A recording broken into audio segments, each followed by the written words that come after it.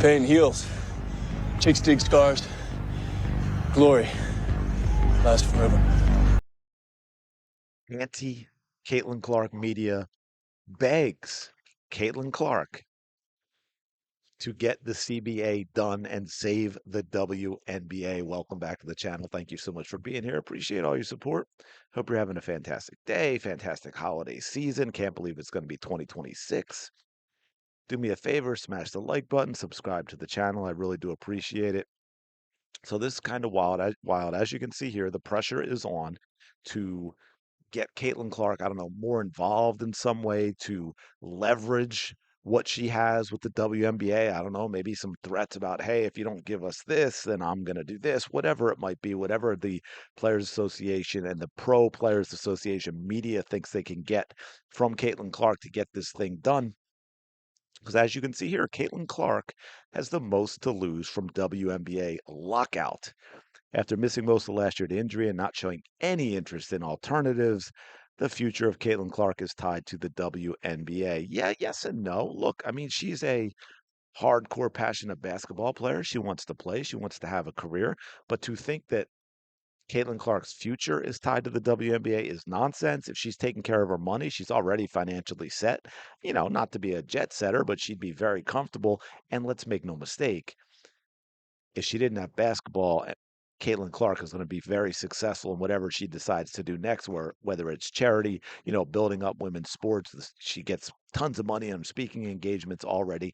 Caitlin Clark would be fine, a lot more fine than the rest of these players who are going to end up, asking you if you want fries with that. That's where the rest of them are going with their silly majors that didn't do anything in college and their entitlement and all that. But we'll save that. I won't go down that rabbit hole. But will there be a WNBA season? By the way, in a minute we're going to get to something absolutely wild, and this is why it led with the anti-Caitlin Clark media begging her to help. Will there be a WNBA season? And this is wild. This is actually from someone in the USA Today, and well, I'll remind you of that the next thing. So I'm getting ahead of myself. I'm excited. While nothing is certain, fans and owners should be concerned that WNBPA members gave consent to the group's executive committee to call for a strike if negotiations on a new collective bargaining agreement break down. That's actually pretty standard. Everyone with a vested interest in the league would suffer if that happens. That is true. Team owners will miss game revenue during a time when tickets have never been in higher demand. Players would miss exposure during a time when new eyes and new sponsors are coming to the league. Fans would miss out on competitive basketball. So far, so good, other than the headline about Caitlin Clark being the one who would lose the most. Because that's where we're getting next. This is wild. Pay attention to this. Shh.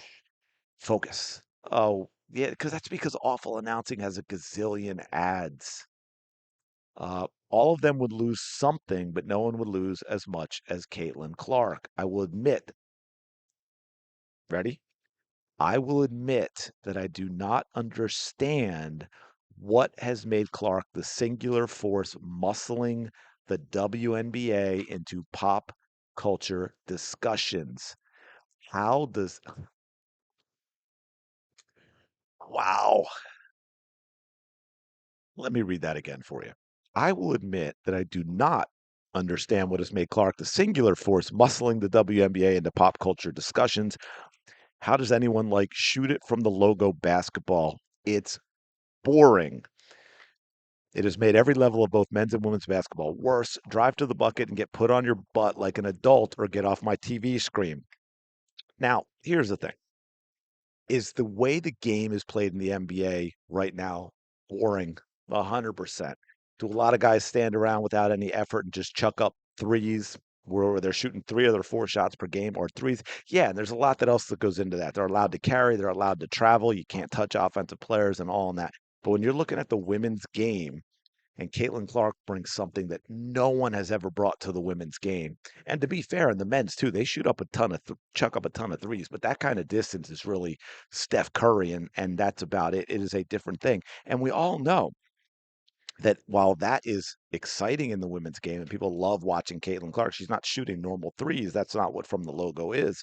It's still a much different game than the NBA, but that got people to watch, And they stayed for the rest of Caitlin Clark's game, and they stayed for Caitlin Clark's personality. They stayed for her basketball IQ. They stayed for her passing and her passion and everything else that she brings. It's not just she shoots from the logo and you're putting that into the entire game and the way the entire game is played. So I mean, this is just an absurd statement. Um, Caitlin Clark's become famous for being able to sink a shot from anywhere and parlay fame into her own brand. To a degree, to a degree. Uh, Nike clearly sees Jordan's potential in the CC brand. That was made clear by the Christmas Day ad, which featured a ton of star cameos and a pretty sick logo. Yeah, the logo had already been done, and we know Nike has ignored Caitlin Clark for almost 2 years. So let's not get carried away. So as you can see here, what we've got is this campaign now. And by the way, that's what I was just getting at. I distracted myself. You've got them criticizing, right? He's taking a shot, clearly taking a shot at Caitlin Clark with this about, I don't understand what has made Clark the singular force muscling the W. You don't understand it? You may find shooting from the logo boring, but to say you don't understand what has made her the singular force is absolutely absurd because we can continue, right? I can talk about what she did with Iowa, not going to a big time program, dragging Iowa to two straight NCAA finals, but it's in her entire game. It's the story. It's everything about Caitlin Clark. Lots of people said this. You hear about it, you watch her, you see her shoot the logo three, you watch the rest of her game, you enjoy watching the rest of her game and you become a fan, and that is how she grows the game. So that's just an absurd. There's the insult, and then the pressure with, oh, Caitlin Clark has the most to lose. Caitlin Clark's going to be fine. I mean, she doesn't want the WNBA to shut down. I get that. But to say she has the most abuse is absurd. See, then of course we have to throw this in. I don't know why. Caitlin Clark is not the best player in the WNBA. That's clearly Aja, Aju Wilson. Oh, but Clark is the biggest brand in basketball right now. Here,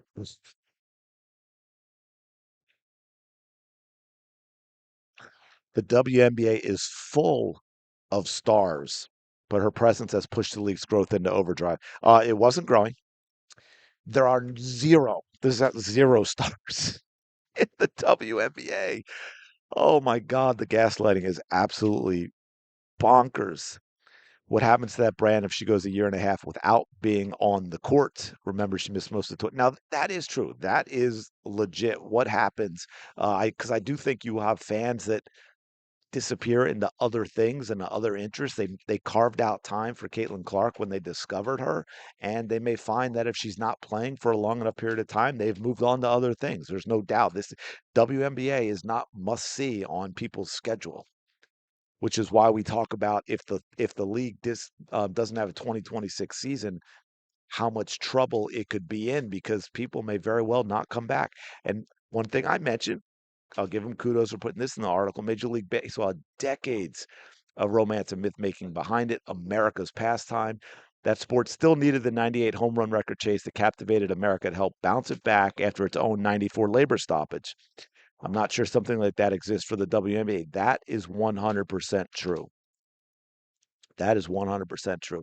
And it asks the question, does she have the juice to bring entities to the table that can fast track negotiations? And that is what I think, it's kind of misdirected. That is what this article is about doing, getting Caitlin Clark to leverage her brand, to leverage her fame, to leverage her fan base to get something done. Right. Unlike many of her WNBA counterparts, the former Iowa star, here again, I bring this up because this is the stuff you got to pay attention to crappy reporting. Unlike many of her WNBA counterparts, the former Iowa star has not been recruited by alternatives. That's a lie, right? Everyone knows that a lie. All of you know. I mean, we don't even have to talk about Project B, which would be glad to have Caitlin Clark. But Unrivaled made it very clear their inaugural season they were holding out for Caitlin Clark if she made a last minute decision. They were going to give Caitlin Clark more money than they were going to give anyone else. She was hands down, absolutely over the top, recruited by Unrivaled. To sit here and say she has not been recruited by alternatives, it, I mean, it's one of two things. You're a liar, like just a flat out liar, in which of course you have no business being in media, or you're completely incompetent, terrible at your job, in which you should have no job in media. Either way, by putting out this sentence, you should not have this job in media. Um, when asked about Project B earlier this month, she said her plan was simply to play in the WNBA. That is 100% true. And to that point, I want to finish with this because here's that tweet, and this is someone who I think I went on to my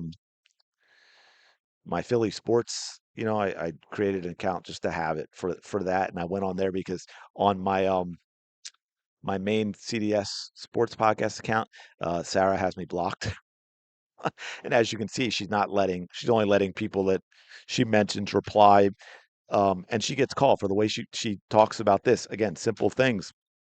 This smoke quote is this is fall. Oh, I think I plan to play in the WNBA directly after she was asked if she was participating, which was following her shaking her head no while they asked if she had been approached by Project B in the comment. And Sarah gets false, but they keep pushing back, right? Objectively, you're bad at your job. If you're going to quote people, can you quote them properly? Rearranging the answer here is inappropriate as it gives off the wrong intent. Stop with these bad takes. WNBA media, everyone. Quoting someone just to write your own words in the quotation marks is incredible journalism. And in fact, it is a fireable offense. A quote, when you quote someone that is direct, right? That's why you also hear people like me sometimes when I can't recall a direct quote, I'll say, I'm paraphrasing and hopefully doing it accurately to give you the same intent. You're such a hack. Quote her correctly, you absolute piece of stuff. Um, LOL, this doesn't add up to her quote. So again, this is what we get with the media and Caitlin Clark. But you're going to see more of this. They can't help but criticize her. They don't like her, but they know that they need her to get involved to have successful CBA negotiations and get a deal favorable to the players. So we'll see what happens. Let me know your thoughts in the comments below. Appreciate you checking out the video. Smash the like button, subscribe to the channel. Go have the day you deserve. I will talk to you later. Shout out 19.